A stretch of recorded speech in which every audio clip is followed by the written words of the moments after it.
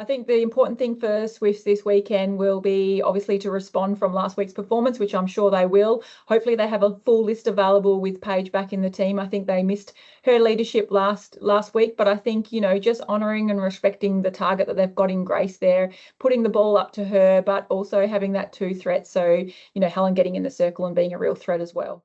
The Swifts started the season so well, and I think that's where they did really play freely and they did honour that target in Grace. So I think going back to honouring her and respecting her and letting the ball go, playing to their strengths. I also thought defensively they mixed up their one-on-one game and their structures early in the season. Probably haven't done that as well in the back end. So yeah, just finding that balance in their defensive structures as well as that hard one-on-one game.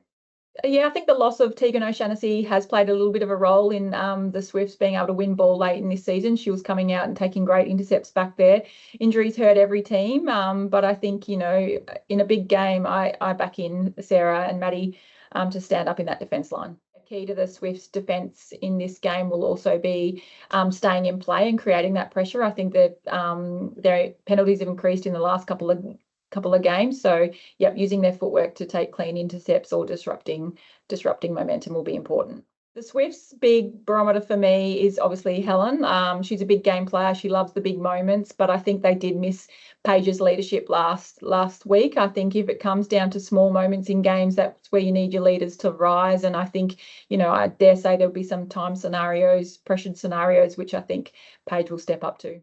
Yeah, I think Clara and Garvin obviously will know each other's games, obviously in the SSN league, but also in their Diamonds environment. And I think both of them have strengths in their own right. But I think Sophie's aerial game, her strength in the air is definitely her strength. So I think, again, Sarah will have to use her footwork, which she's also got good footwork to confuse the space from the feeders to be able to win that battle.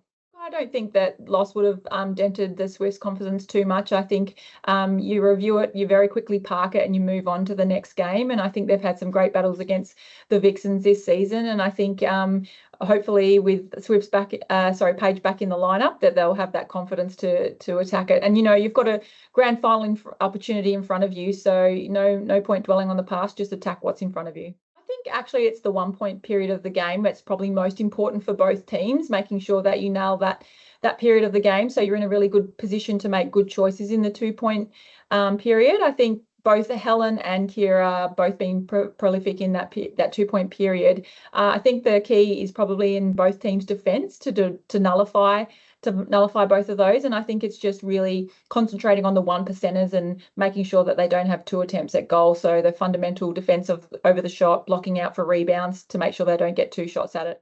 Yeah, the Vixens are so clinical in their defence as well as their attack, and I think it is their one-on-one game that puts them in good stead against these types of teams. I think, their ability to put pressure on their direct opponent, get some really delay so the other teams can't penetrate some depth, and that good old hands pressure, I think they really put pressure on their opposition, and that will be very important this week against the Swifts with Grace as their great target back there.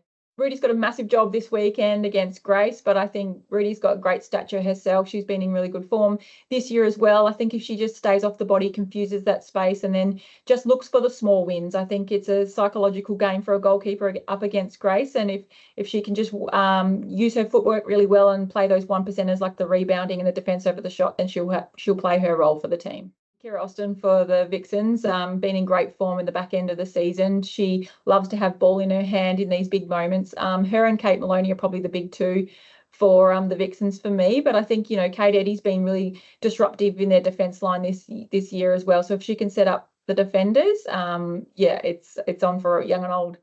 The Vixens would love, obviously, to be in the grand final because it is in Melbourne. I don't think they'll feel the pressure of that. I think they'll just be present in this game. I think they've got a lot of experience in that team and they've been in plenty of finals before. And I think that shooter-to-shooter connection between Kira Austin and Sophie Garvin has really been building in the back end of this season. And I think they'll need to utilise that tool well in this game to progress through to the grand final.